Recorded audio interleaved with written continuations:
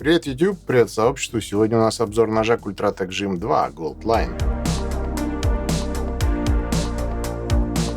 Как обычно формируется любой обзор? Чаще всего точно так же, как любой рассказ. То есть начало, середина, конец.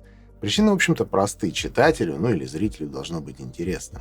Должна содержаться некая интрига, некий конфликт и, в идеале, какая-то недосказанность. Это правильный и понятный стиль изложения, привычный стиль и ожидаемый. Проблема такого стиля изложения в том, вы знаете, что обзор — это не только рассказ. Обзор — это еще и информация.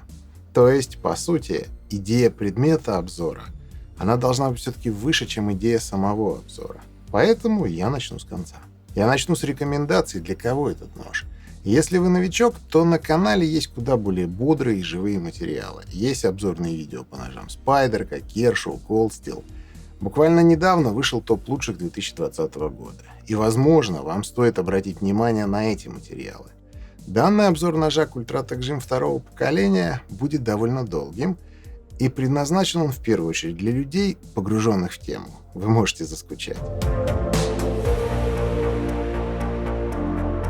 Ultratech GM второго поколения. На борту М390 на твердости в 63,5 единицы по шкале Роквелла. В комплексной термообработке Дениса Фролова. Для кого же этот нож? Если вы коллекционер Ультратека, поздравляю с отличным ножом.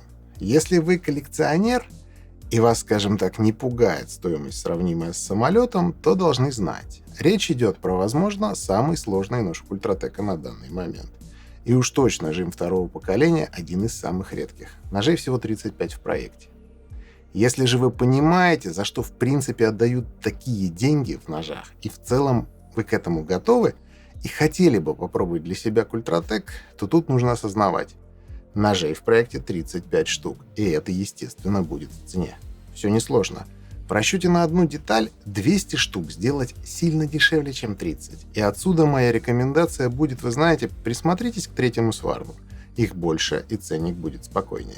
Если вы понимаете, за что в принципе отдают такие деньги в ножах, но вам не нужны такие шайбы, вам не нужна такая точность и сложность изготовления, но вы бы хотели попробовать в работе качественное ТО, то я рекомендую посмотреть на ножи Sirius или Товарищ. Там с качеством реза все в полном порядке и значительно более спокойный ценник.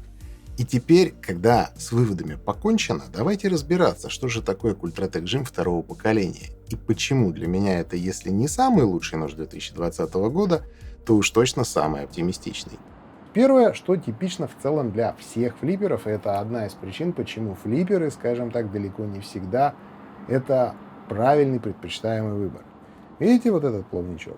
То есть, по идее, при плоскостном резе он не работает, вот этот вот, в теории. Он не мешает, вот ты взял, так и работаешь себе. Но на практике, когда усилие идет довольно суровое, повторюсь, это, в общем, касается всех плюс-минус флипперов, кого-то в большей степени, кого-то в меньшей. Вот это место начнет работать по пальцу, по вот этой части. Поэтому, когда нож выбирается, это вообще общая рекомендация. Желательно конкретно взять, конкретно попробовать что-то сделать, примериться, чтобы понять, насколько, куда у вас ляжет палец, куда ляжет указательный палец и как все это будет происходить. Это первый момент. Второй момент, он довольно веселый. Это ведь все-таки развитие модели. И за счет этого клинок стал более агрессивным, но и потерял, скажем так, в ширине. А вот это чувствуется вполне конкретно. То есть, когда ты начинаешь работать, порой возникает ощущение, что хочется чуть-чуть больше ширины. Хочется как-то начать повыше, что ли, работать. И это приводит к некоторым штрафным очкам. Но есть и другой момент, который прямо вытекает из первого.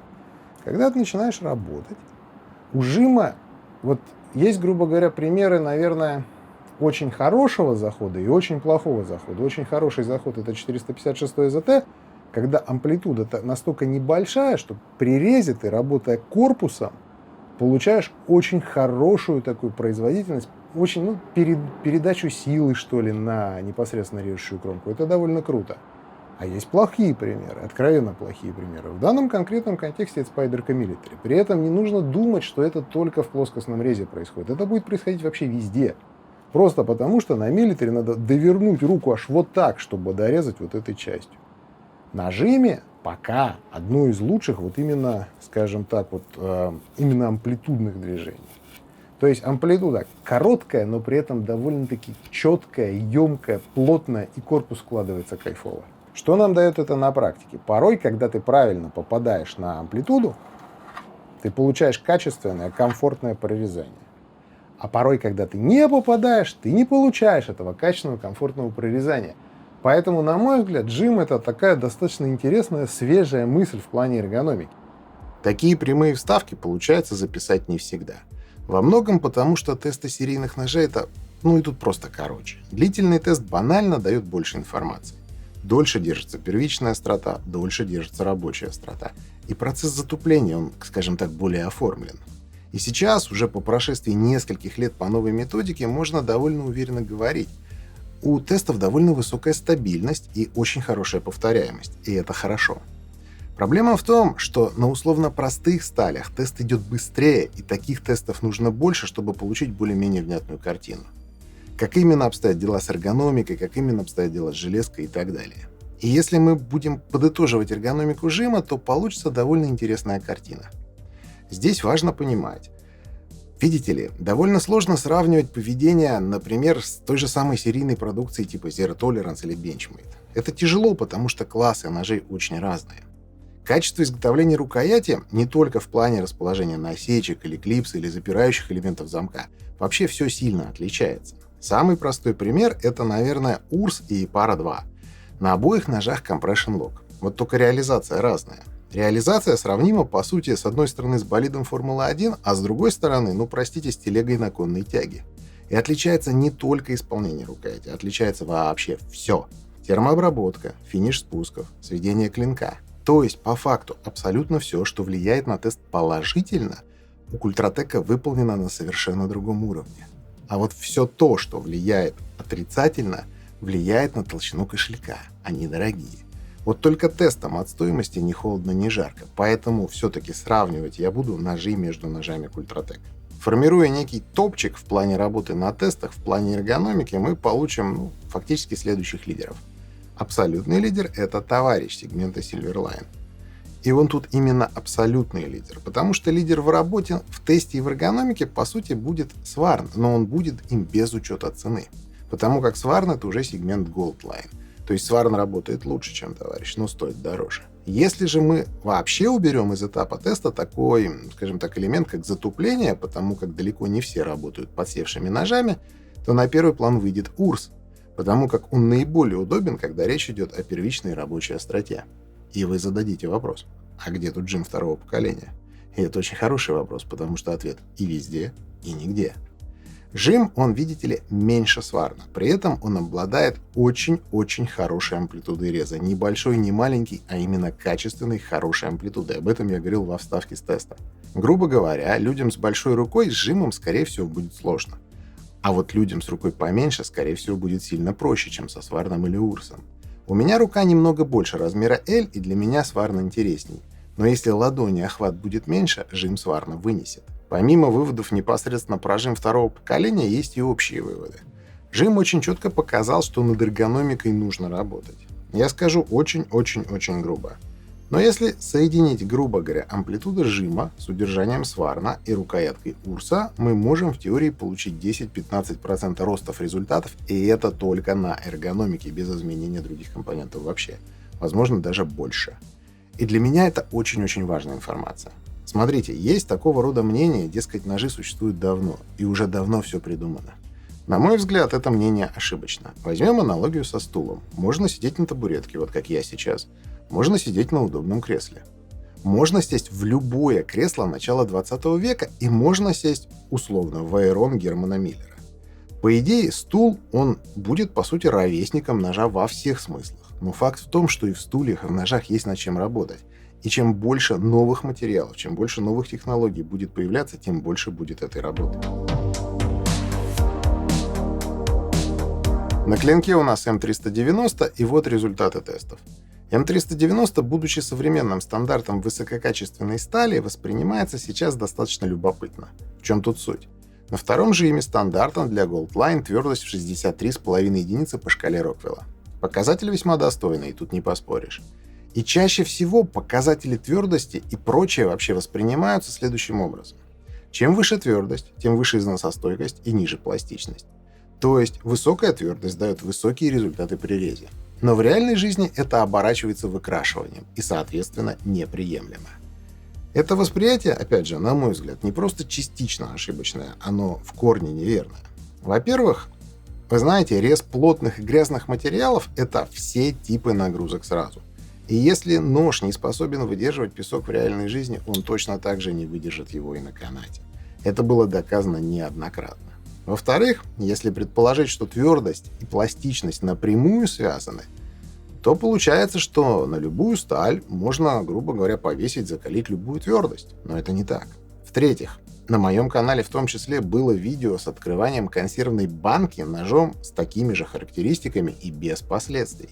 На мой взгляд, есть более верное понимание ситуации. Есть некая сталь, у которой есть свой состав, своя частота этого состава, свой тип производства и, главное, своя дельта изменений первых двух показателей. То есть, по сути, далеко не все листы той же самой М390 идентичны друг другу. Состав и частота стали – это переменный показатель. Все стандарты производства стали, всех буквально сталей, это вполне допускают. И в рамках состава, в рамках производства и всех прочих компонентов у любых сталей есть, грубо говоря, два условных типа термообработки. Первый тип – это максимум возможного, что можно получить от стали. Самый яркий пример – это ножи Sirius и товарищ в сегменте Silverline. Менее яркие, но по сути такие же примеры – это все остальные ножи Ultratech и ножи Rockstep. В таком типе термообработке уделяют максимум внимания, а весь остальной процесс производства подчиняют термообработке. При таком типе, разумеется, качество реза то, каким должно быть, но сильно страдает стоимость конечного продукта. Второй тип термообработки – это максимум возможного от стали, но в рамках серийного производства. В этом случае качество термообработки ограничено возможностями производства ножа. То есть сам процесс термообработки полностью подчинен всему остальному производственному циклу. И именно поэтому в ближайшем будущем мы не увидим действительно качественной термообработки на бюджетных ножах. Разумеется, это не черно-белая картина, в ней очень много серого и очень много нюансов, но суть именно в этом. Что нам это дает на практике? На практике тест сжима и изучение результатов микроскопии в очередной раз показали и фактически утвердили, что М390 нужно проверять на больших показателях твердости. Возможно, я повторюсь, возможно, целевая твердость М390 лежит выше нынешних 63,5 единиц. Это нужно проверять, и предварительная договоренность на эту тему есть. Привет, YouTube! Привет, комьюнити! Сегодня у нас на обзоре Benchmade 810 Contega дизайнера Уоррена Осборна. Этот нож произвел лично на меня достаточно серьезное впечатление. И изначально понравился своим видом, формами, но потом в процессе использования он доказал, что при всей своей, скажем так, некоторой тактичности, изначально, нож неплохо режет. Этот материал я снял в 2012 году. Benchmade Contega для меня нож очень важный. Не столько как сам нож, сколько как событие, изменившее мой канал. Именно Contega наряду со Spyderco Military и еще рядом ножей сделали канал таким, какой он есть. Contega — это очень специфичный нож. Contega подойдет далеко не всем. Рукоятка ножа покрыта разного рода насечками, местами даже суровей. Клинок сильно отличается от любого проникающего резака, в том числе и мощным устойчивым острием. Грубо говоря, очень грубо говоря, Contega создан для работы в перчатке и в условиях, когда обычный нож уже нельзя применять. Сталь, конфигурация клинка – все построено для нормальной работы, в том числе и по металлу. По факту Contega – это нож спасателя. В этом же году в топ складных ножей на моем канале попал Benchmade Bailout, и для меня Bailout во многом расширитель идеи Contega. Вы знаете, в материалах о Bailout вы будете видеть примерно следующее, в том числе вы будете видеть упоминания о странном танто, будете видеть жалобы на рукоятку, дескать, она цепляется за одежду и вообще.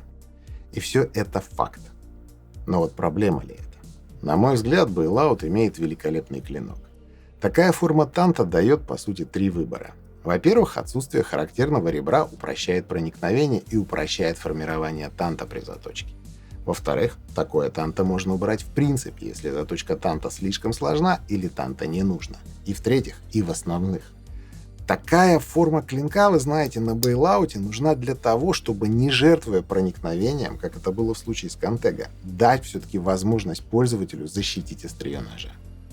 На клинке все так же М4, и если задать фронтальной кромке угол градусов в 70, то очень хочется посмотреть, какая такая разумная преграда остановит бейлаут или причинит ему вред. Рукоять развивается точно так же. Если мы воспринимаем нож в разрезе городского EDC, то да, рукоятка бестолковая. А вот если мы хотим совместить работу голой руки с хорошим удержанием в перчатке, это неплохая попытка, даже отличная попытка, потому что рукоять именно что цеплючая. И я хочу внести ясность, друзья. Бейлаут не идеальный нож, как и Контего не идеальный нож, но Контего — это идейный нож, а бейлаут делает эту идею шире, и это интересно, и поэтому бейлаут в топе. И может у вас возникнуть вопрос, а почему, собственно, бейлаута сразу-то не было? Мне кажется, что, во-первых, наверное, все-таки без определенного фидбэка, без обратной связи производитель не может понять тип запроса пользователей. В качестве примера приведу весьма характерный нож. Вот ни один вменяемый производитель никогда, просто никогда не создаст с пустого места нож типа Kod IV Cold Steel. Просто потому, что Kod IV алогичный и бестолковый. Но, и это очень важно, невероятно важно, именно на Kod IV есть запрос среди фанатов Cold Steel. Именно на Kod IV. Потому как для них он не бестолковый, а желанный. И без такого ножа, как Recon One, Kod IV вообще не было бы в принципе. Поэтому без Контего не было бы бейлаута. Во-вторых, производство, как и все вокруг, не появляется полностью, что называется, исчерпывающе и сразу. Некоторые вещи Benchmade мог делать тогда, а некоторые может делать только сейчас. Это развитие. А теперь давайте эту аналогию перенесем к нам. В 2015 году Культратек выпускает свой первый нож, модель Баска со сталью 440C.